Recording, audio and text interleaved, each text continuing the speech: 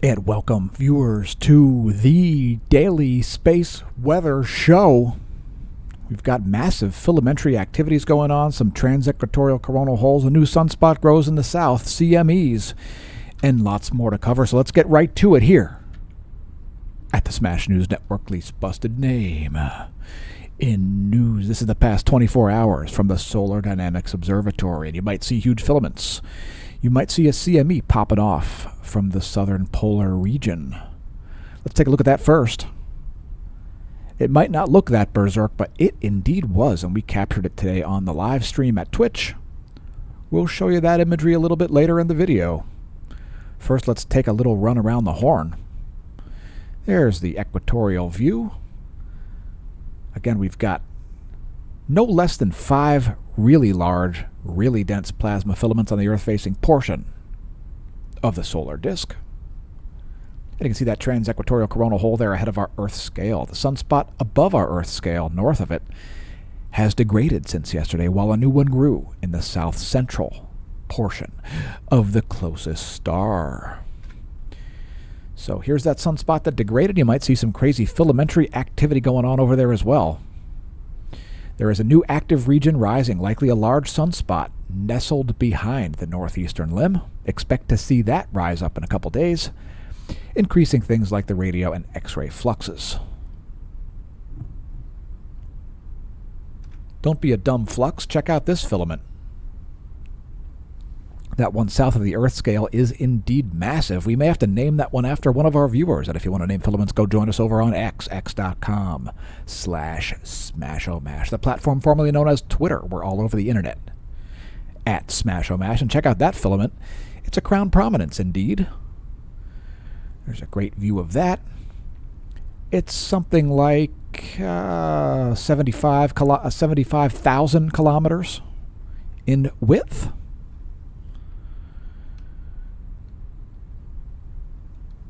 And why not increase the width of our channel by pressing that like button? Yeah, press the like button. Where else do you see images like that? I'll tell you where. Nowhere. Where do you see more detailed space weather? Nowhere, folks. Nowhere. So press that like button. Otherwise, the Smash News Network least busted name in news might just suddenly evaporate like a shrinking sunspot. So press the like button. What? It's too much work for you? That's okay. We'll wait. We'll wait, and we'll hope to continue doing the most comprehensive daily space weather content in the known universe for well over 6 years at this point. Thanks to our new subscribers over on YouTube. Cheers. Congratulations on realizing the channel exists. We remain surprised that you have been able to do that. I won't mention why, but so press like, press comment, press share. Let us know what you think of the new time slot. We should be getting these videos closer and closer to 7 p.m. So that's going to be the new time slot, 7 p.m. Have you pressed like yet? That's okay, we'll wait. Just kidding, folks. By the way, we have been trying feverishly to make the channel into a sustainable operation, so why not help us do that via the links in the description. So check those out. One of them is to SmashOmash.com, the official homepage of the Smash News Network, least busted name in news, and welcome to the Neo-Renaissance. Shout out to Smash staff. She's made some changes on the homepage. Give her a raise by visiting our links, checking out Spotify, Hemp Lucid, Amazon, and the other paid promotions on the channel. We do post our latest video, by the way, on the homepage now.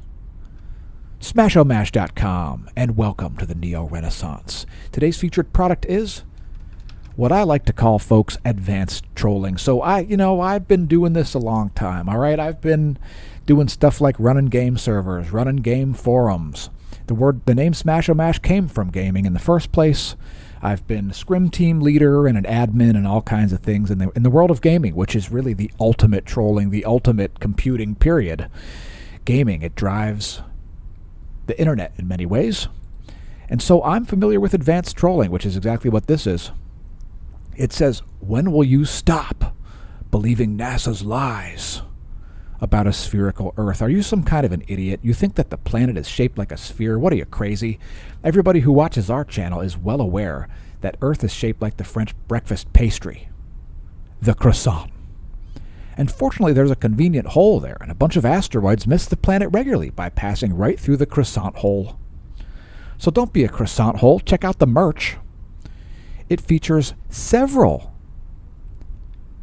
works of advanced trolling. When will you stop believing NASA's lies and start believing in chemtrails and a flat Earth and whatever else?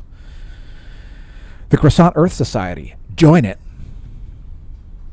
Links below the video and on the homepage to 36 more designs as well. Today's featured product on the Spaceware collection is... You can find that at amazon.com/shop/smashomash. The Spaceware collection features all kinds of things. Today's featured product is the shirt I'm currently wearing. That one right there. I'm a huge collector of Hawaiian shirts. So check it out. There it is. There it is. Make sure you dress brightly on the dreariest days. Amazon.com/shop/smashomash. All kinds of spaceware available there. Let us know in the comments if you wear Hawaiian shirts, electromagnetic radiation reflecting bucket hats, or perhaps, who knows, maybe solar shades to space so you can look out the window directly at the sun. Isn't that optimal? I think it's optimal. Anyway, you can also find links to the Hemp Lucid shop below this video, so check that out as well. Links in the description. Also on the homepage, there's a link to the Hemp Lucid shop. Save big time.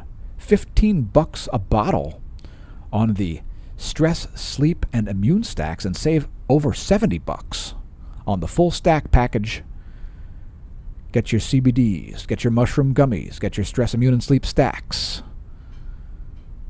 from our Hemp Lucid shop and help support the channel. That way, thanks to everybody who has. Last but not least, smashomash.com/SmashTeam, the official subscription services site of the Smash News Network, least busted name of news.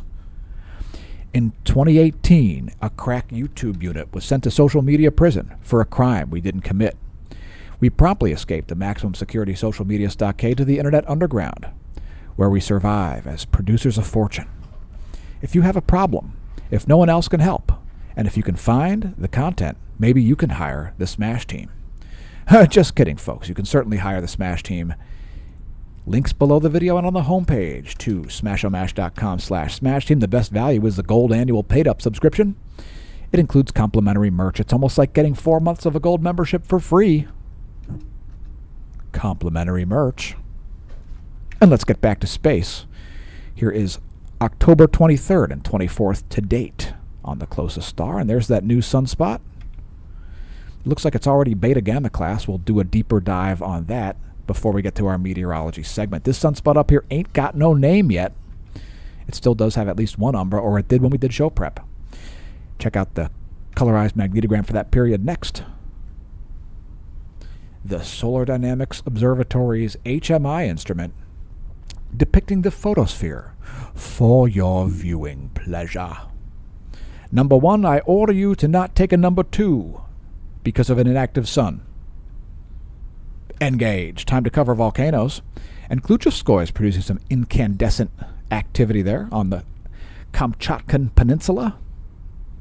An elevated effusive explosive eruption going on there at Kamchatka, producing a flight level 180. It's an 18,000-foot plume of volcanic ash. Shivaluch also producing volcanic ash. No idea the ash plume size there. Don't fly over it in your hang glider. Sakurajima also exploding. Flight level 150.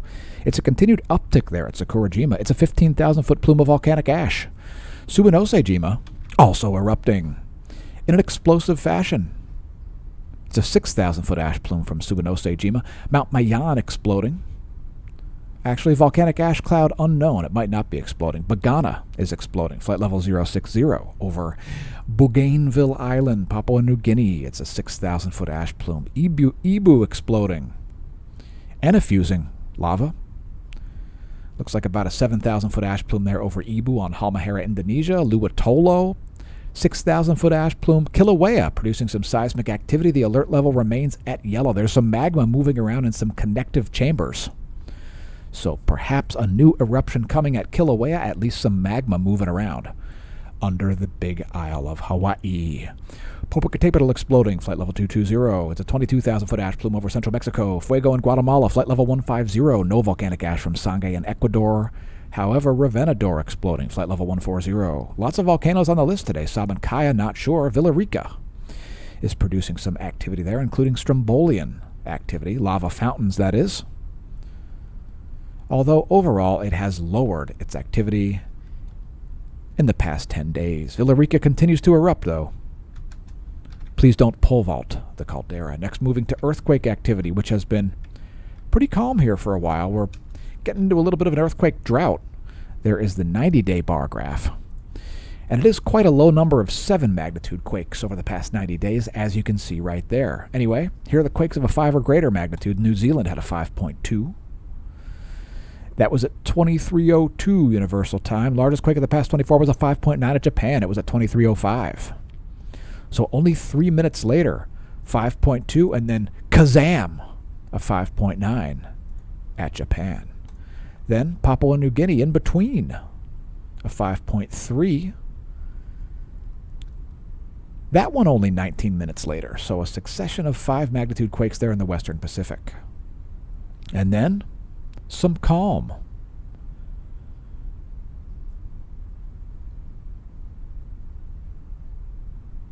Finally, Panama had a 5.0. That was at 10:10 Universal Time this morning. And those are the 5 or greater magnitude quakes. And here is what's going on in space. Space, a frontier. These are the voyages of the SDO. That's 171 plus 211 angstroms. And another feature to definitely pay attention to are those massive coronal holes. So we can expect an uptick in the solar wind in a couple days from that one right there. And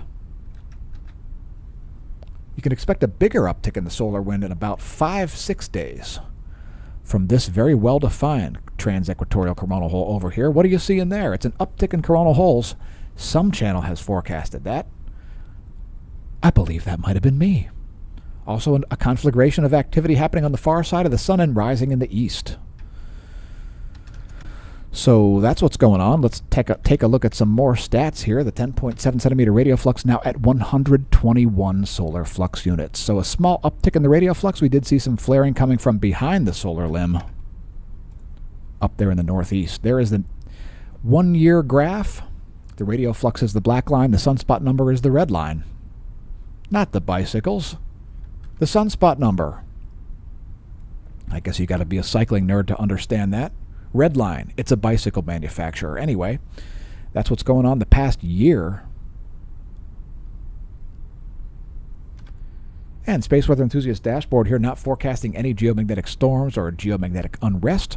We are seeing a mild coronal mass ejection impact exactly as we forecasted. So we'll get to that here in a minute. First, the last 4 hours of Earth magnetic moment from space. So that's about 12 Earth diameters there, magnetohydrodynamic pressure over the past 4 hours, and as you can see, that CME impact is not looking like it's causing a lot of geoactivity. Not a lot of geomagnetic activity there for the past 4 hours, despite a mild CME impact. Here are the past 4 hours of Earth magnetic moment from the ground. This depicts magnetic flux density. And again, it is remaining geomagnetically calm. The magnetic fields are weak, and the sun is holding on to a lot of plasma right now. Evident in all those filaments in the east. Anyway, here's the KP index, an average of global geomagnetism, which is currently at 1.33. KP 1.33 is the calm condition. Not as calm as it was, but not exactly a geomagnetic storm by any stretch. So here's what the ACE has been sensing. And right in this area right here is this little glancing blow, very weak CME impact. Right in there, you see the magnetic field shift. The phi angle shifts there briefly, and then you see an uptick in the density and the speed as measured at Lagrangian point 1 by the ACE spacecraft. A little better signal there at Discover, also located at L1, the Lagrangian point in between Earth and Sun. And this maxed out at about 10 protons per cubic centimeter for the solar wind density. Solar wind velocity peaked out around 460 kilometers per second. A weak CME impact. And look at how weak the fields are, only 6 nanotesla there. And no strong negative BZ signal, so not a lot of current induced into the Earth system. It is geomagnetically calm. Current conditions as measured by the Discoverer are 8.3 protons per cubic centimeter. Velocity is 344 kilometers per second. Also, you can note down here in the solar wind speed, you can see these variations. That is like a sputtering CME impact. You have the background signal, and then you have these different temperatures showing up. And that is another typical sign of coronal mass ejection impacts. Barely noticeable inside the magnetosphere, if at all, but measurable at Lagrange 1, where Discover and ACE are orbiting. Goes magnetometers here, no major changes there, a little bit of spikiness happening there. And it looks exactly like what you would expect from a glancing blow weak CME impact. Just another example of what you call accurate forecasting. Next, our top view ecliptic plane field plot, one of my favorites. And again, like I said earlier, there's a bunch of activity going on the far side and some rising in the east. So expect to see that. Expect to see an uptick here coming out of the eastern limb here. There's quite a large looking, a large filament over there, and also some flaring coming from behind the northeastern limb. Earth is in a North Pole-oriented current sheet. There it is, shown in green. Next, our line of sight field plot.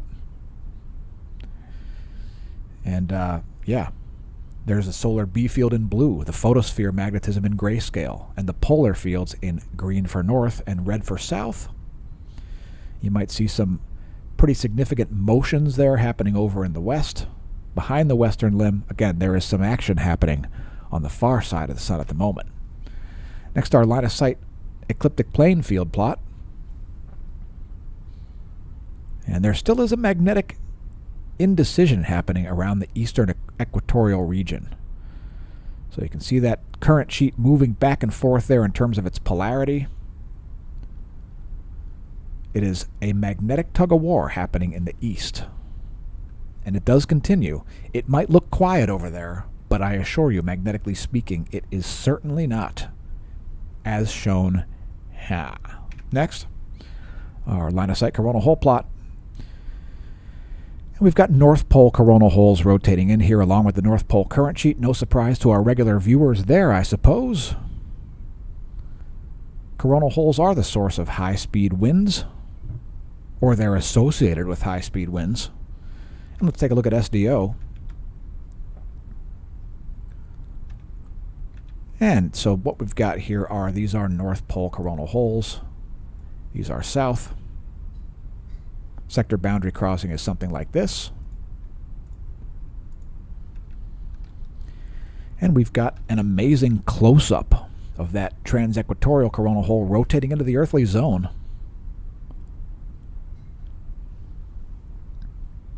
Have you called me a gaping gash?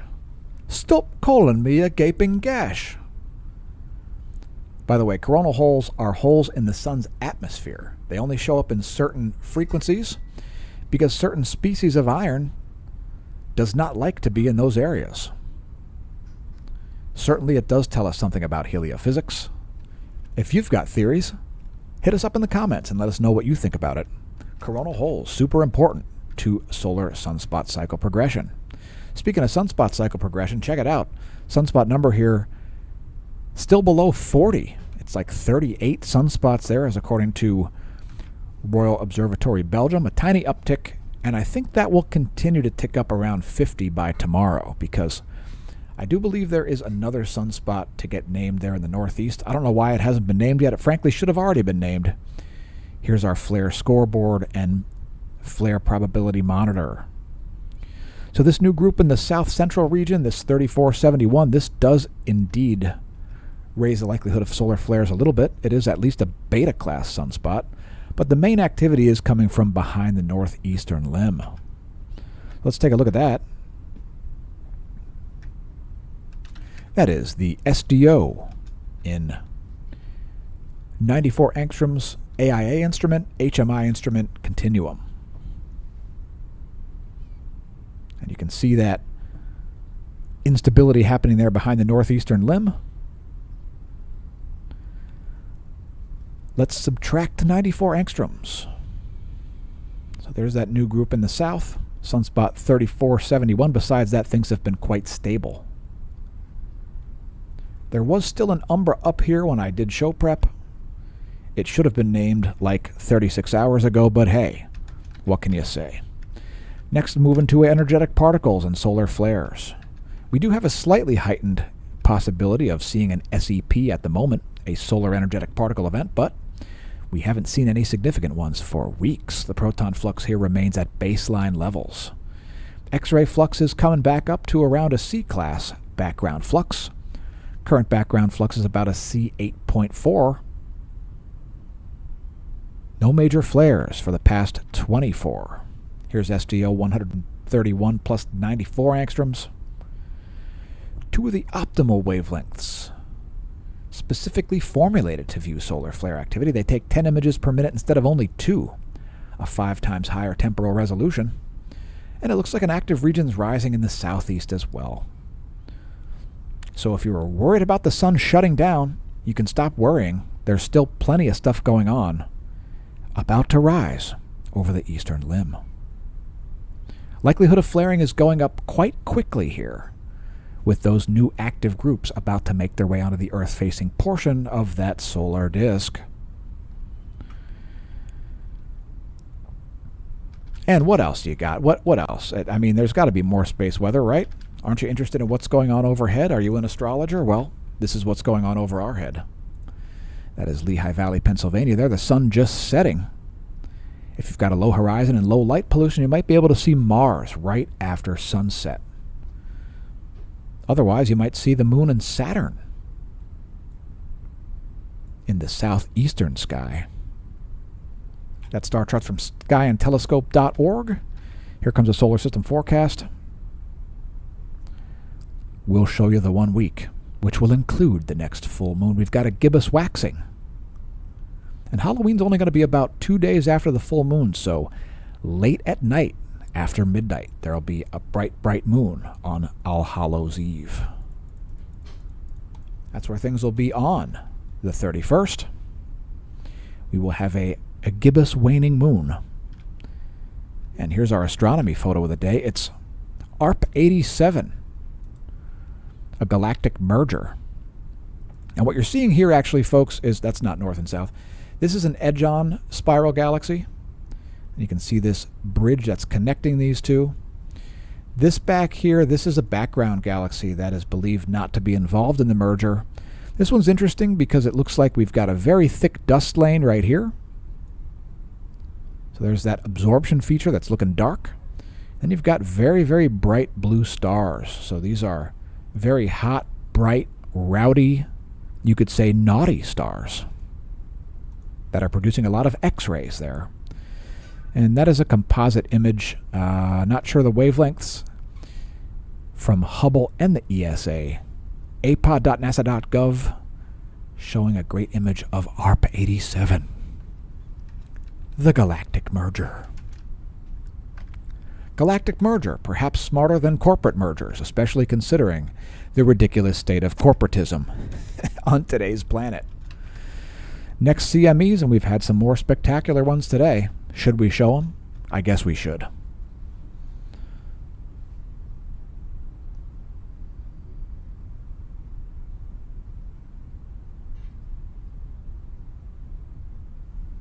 So there's certainly some activity for you. Let's show a little closer view here. I would note we've got C2 ahead of the C3, so if you see a feature on the left, look over on the right, it'll be showing the same feature there. They are not synced. The C2 on the left is ahead of the C3 on the right. And we'll be analyzing these to see if they are earthly directed.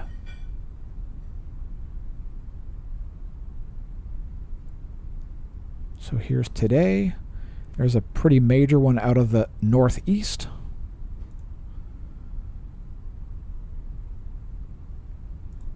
And I just want to bring this back. There's also one out of the south there. We don't anticipate that to be coronal mass ejection headed toward Earth. This one out of the northeast, certainly not earthly directed either. Let's take a look at stereo A just to add some additional data here. And stereo A is located right there, getting a little bit more of an angle on things, making it a little bit easier for us to calculate the trajectory of coronal mass ejections. Here's the difference imagery on the right, which once again is behind the imagery on the left. So we're going to let that play through in its entirety. There is today.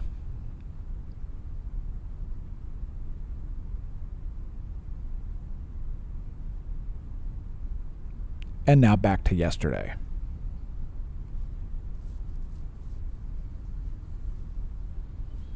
So some great light shows being produced there. I don't see anything that looks earthly directed. If you disagree, let us know in the comments. And incidentally, you will not be muted or banned in the comments. That's not science. Silencing people's not science. Encouraging all legal speech is science. And let us know if you think Fauci is science. We are interested to know if you think Fauci is the science. There we go. There's 1953 on the coronagraph and the difference imagery. Now let's get to our custom coronagraphs.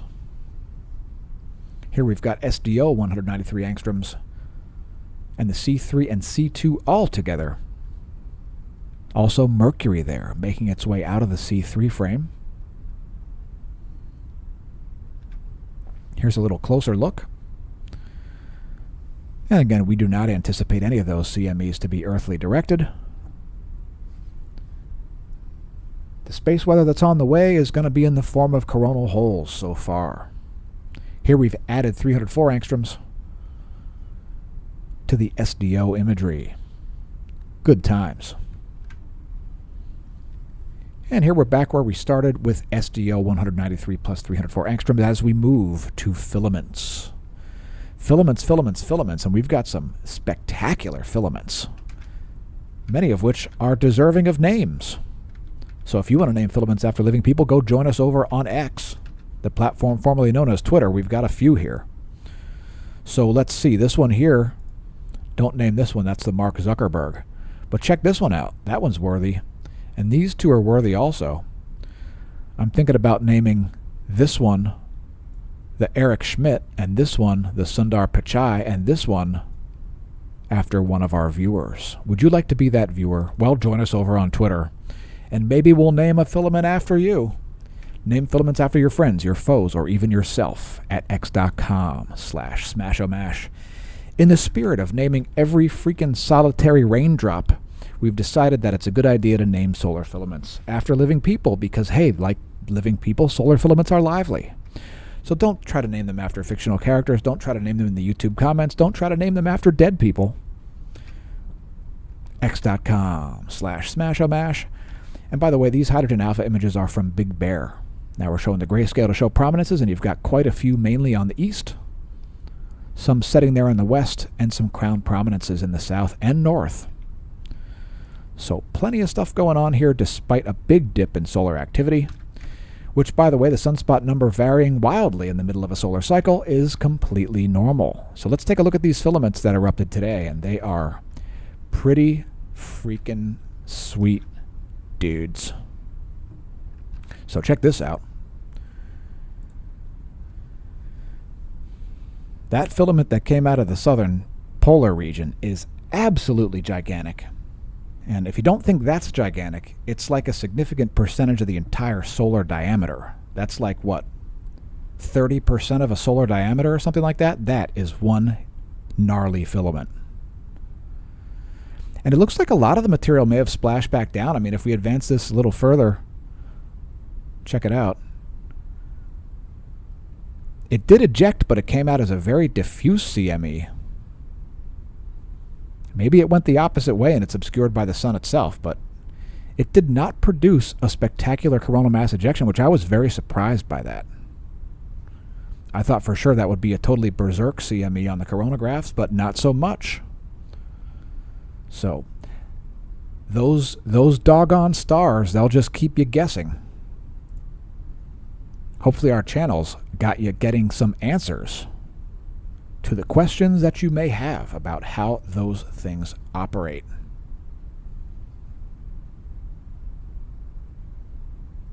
So there were some more CMEs also. There's the one out of the northwest. And that one looks a lot more mild, but it was actually more extreme.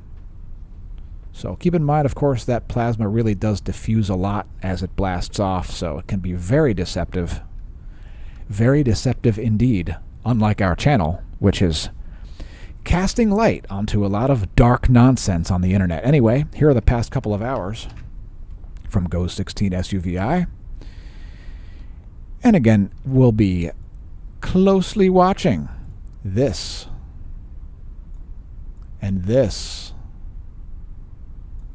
because that is where the stuff is about to start happening.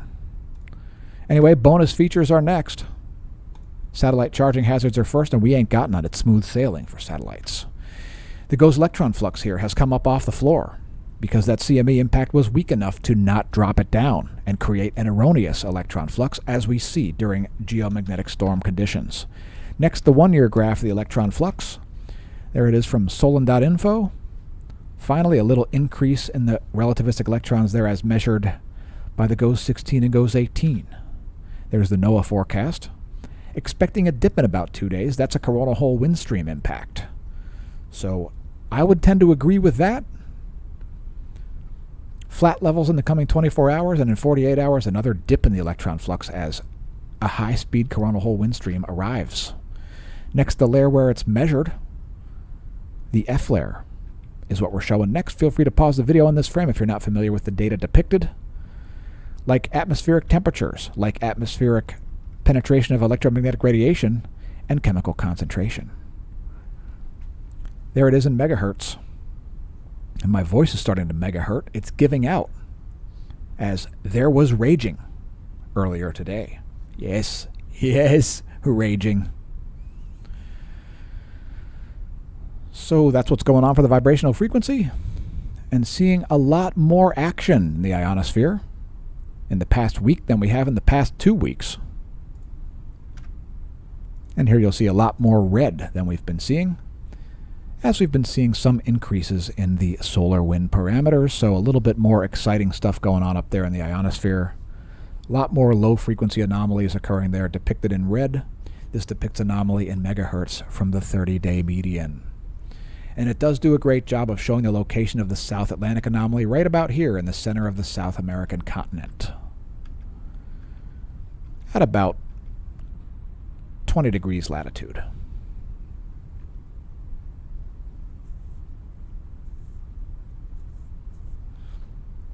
So that's the deal with the ionosphere's vibrations.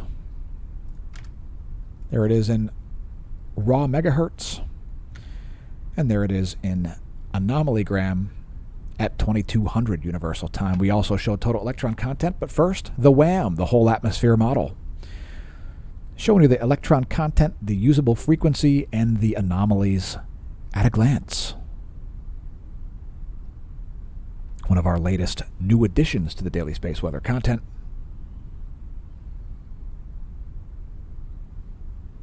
I like it, so I'm sharing it, because that's what these videos are, me sharing what I want to see. Cheers. Total electron content is free electrons in this range right here, to about 12,500 miles of altitude. It's literally a count of electrons. And there is the global view, which is still looking erroneously to me. If you're wondering why there are so few there, it looks like some kind of an error. I don't know what's going on with it. I do not believe that to be correct. So here's the anomaly from the 10-day average for North America, which looks totally normal and has the entire time. So that's what's going on, and not a lot of high electron counts. Mainly low electron count anomalies here over the North American continent. We'll close out space weather with the latest high-res images. So here's this new sunspot. It is beta gamma class. What makes it beta gamma class? Well, what makes it beta gamma class is that there's no north-south line separating the separate polarities. You see the way they're kind of overlapping each other? That's the difference between beta class and beta gamma class. Is it beta gamma delta? Not so much. Not at all. Well, all right, it is actually beta gamma delta. There is a little bit right in there, some deltas. So it's beta gamma delta class, but just barely. It's nothing to get your panties in a bunch over. And again, there is still an umbra up there, so that sunspot should get a name, 3472. What are you waiting for, those who count sunspots? There have been umbrae there for like 3 days now. And check it out, new region there rising. See the magnetic fields there peeking up over the horizon? Also down here, another one. So expect sunspot number to rise in the next 48 hours. Not just the next 24, but the next 48 hours. Yeah, it's called forecasting. Forecasting. If you understand the data and you're rational and you're not spending all of your time trying to convince people of utter bollocks, then you too can forecast space weather. You can even forecast Earth weather. Let's take a look at sea surface temperature anomalies. Check it out. There's a strong low here over the northern Atlantic. That is sea surface temperature anomaly and surface winds. Let's take a tour. There is the Arctic. There is the Atlantic. How about the Southern Ocean? We've got it. The Indian Ocean, shown here. And the Gargantuan. Pacific Ocean. That, my friends, is a lot of water.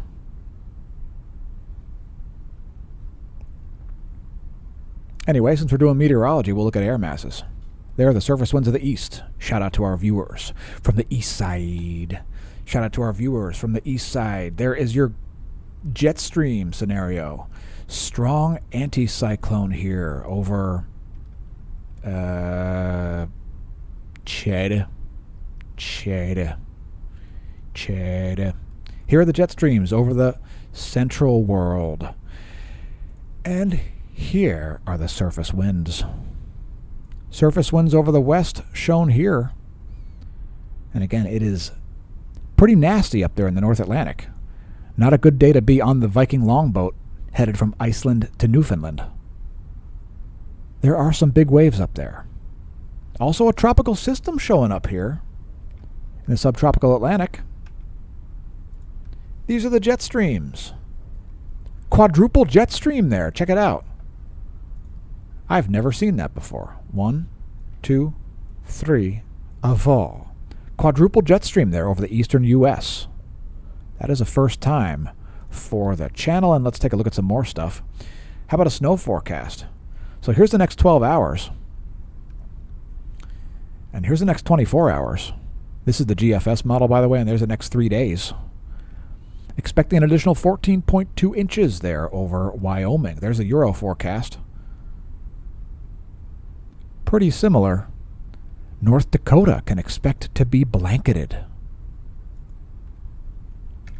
Next, the visible satellite. Ah, so good. The visible satellite. We used to always show the shortwave radiation map, folks, but now since we're coming out early evening, we get to show the satellite image. So awesome. The visible satellite. Part of the NASA GOES interactive weather satellite suite. And for all your flat Earth pals who want to see photos of the Earth, we just showed them. If that doesn't show curvature, I don't know what does.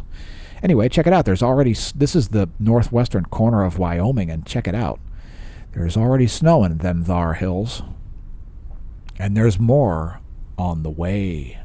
A lot of winter storm warnings showing up, especially in the state of Montana.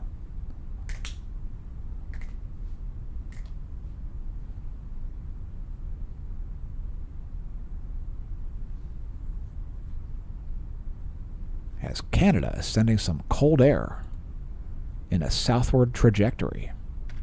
So here's our weather.gov map, and look at all that pink. Those are winter storm warnings. Most of Montana there. So that's the scenario. Gale warnings there, or small craft advisories, or something like that around the Gulf Coast and the Atlantic coast of Florida, Georgia, and part of South Carolina. Weather.gov is where to go to get this map. Weather.gov. It's too many counties and waterways for us to cover. We only do perfunctory weather as we zoom in to the lower 48. Anyway, that's the current state. Those are a lot of wintry warnings. Also, we've got some flood warnings, but since snow's going to be the Stop that. Stop that. And you. Clear off. Clear off. Bloody weather. Anyway, there's a GFS 72-hour accumulated positive snow depth change forecast, and some of those areas are pushing for 2 feet of snow. 2 feet of snow in portions of southern Montana on the GFS 72-hour model. Also, snow reaching way down south into central California there. Central eastern California, that is. Next, our total accumulated precipitation forecast in inches. And we got some major flooding coming to Oklahoma. They're expecting 5 inches of rain in large portions of the state. Also, the Great Lakes going to see some heavy rains, and the Pacific Northwest. 72-hour GFS total accumulated precipitation forecast in inches. GFS pressure and precipitation forecast. And quite a lot of blue on the map there. And some ice in the transitional regions. Some major pressure changes there. It's going to be like a bomb cyclone. So heavy, heavy snows there coming, especially to Montana. North Dakota expected to be almost blanketed entirely. Large portions of Minnesota also expecting major snow. Well, you see the map. There it is. We'll also show temperature anomaly forecast in degrees Celsius. Same model, GFS 72-hour. Warm temperatures in the southeast. Cold, cold temperatures in the northwest. Getting as far down as 20 degrees C below normal there in south central Montana especially. And here's what's responsible, the jet stream. There's your 72-hour jet stream forecast. And that cold air is going to be coming down from Canada and making its way to the east.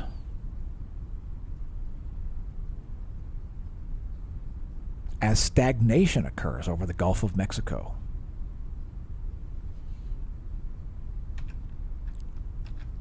Next, lightning, and we had some serious lightning here in Iowa and Minnesota, and also into Wisconsin. Also, New Mexico and Arizona and Texas had a bit of lightning. Here's a real-time lightning map. Do we have any current strikes? We do. La Crosse. There was thunder rolling in when we recorded this video.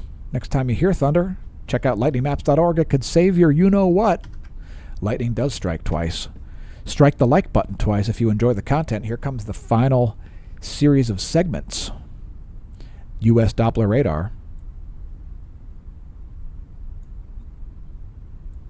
Winter coming early to the state of Montana. Here is the visible satellite. And there is the water vapor map. And here is the recap. Vertical motion in the air column. Quite a bit of precip over the lower 48.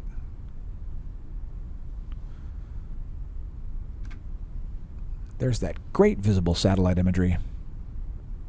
And you can zoom way in with the NASA GOES Interactive Weather Satellite Suite.